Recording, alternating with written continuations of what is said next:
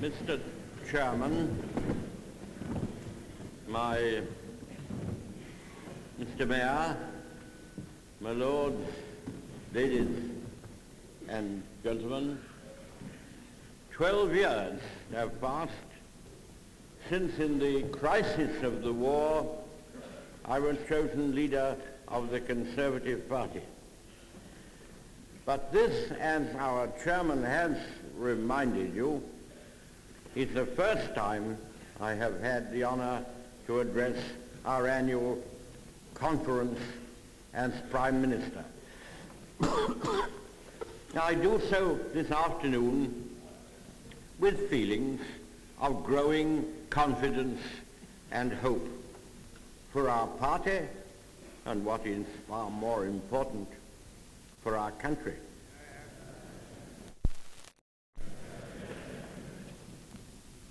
They tell us, Mr. Chairman, that we have broken our promises. Well, that can only be proved by time. It would be more true to say that the Socialist predictions of the general election have already, in many cases, been falsified.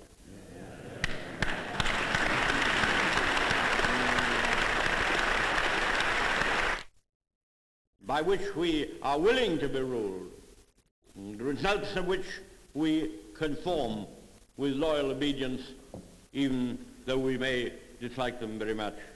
All the foundations of parliamentary rule would be, a parliamentary democracy would be overthrown by the use of the strike weapon for political and constitutional purposes. But now, so that prediction didn't come off. So now let me come to a more concrete point, which you will have in your minds. I remember the last time that I was with you, 2 years ago, the explosion of feeling in our party. Mob rule, the Socialists call it. They ought to know. In favour of a target of 300,000 houses a year. What an absurd proposal, cried the Socialist organs. Do you really think that if Aneurin Bevan can only build 200,000 houses in a year, there is any other statesman in the world who could surpass him? I believe, or at least I've heard it said, that there is not nowadays the same unanimous agreement, even in his own party, or in his own party within his own party. There's not the same unanimous agreement about his genius or even about his character.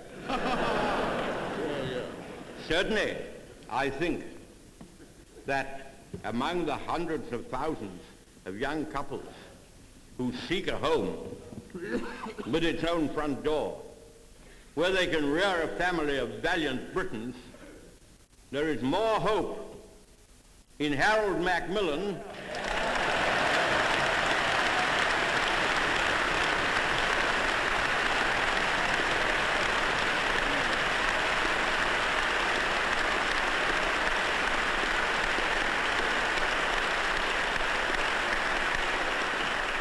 and his energetic lieutenant, Marples,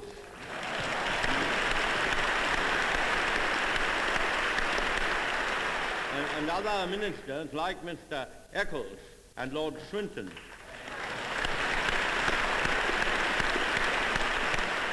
Who are all involved in this special team.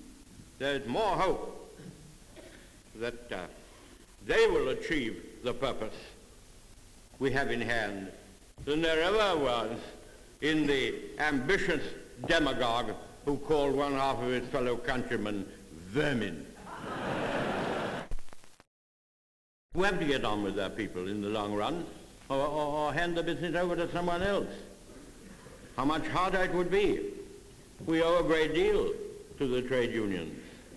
they are an institution in our land, an institution given its original Charter of Rights by the Conservative Party.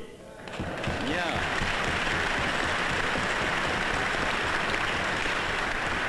I regret that many of them have been misled by what is the undoubted fallacy of socialism, and that they show an undue bias towards the Socialist Party.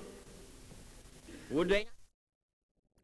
Today, at least 1/3 of the trade union members vote Conservative.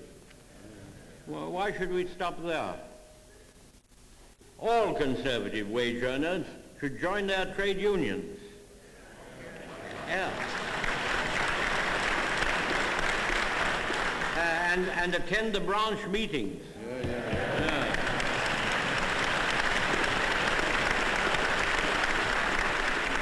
As regularly as the communists do. But I don't suggest that they should attend in order to try to capture the trade union's political influence for our party, but in order that their force should primarily be concentrated upon the relations between employers and employed, and should in addition aid those large issues, explore those large issues of profit sharing and partnership which may play so fruitful a part in our hard-pressed national life. Will we know successful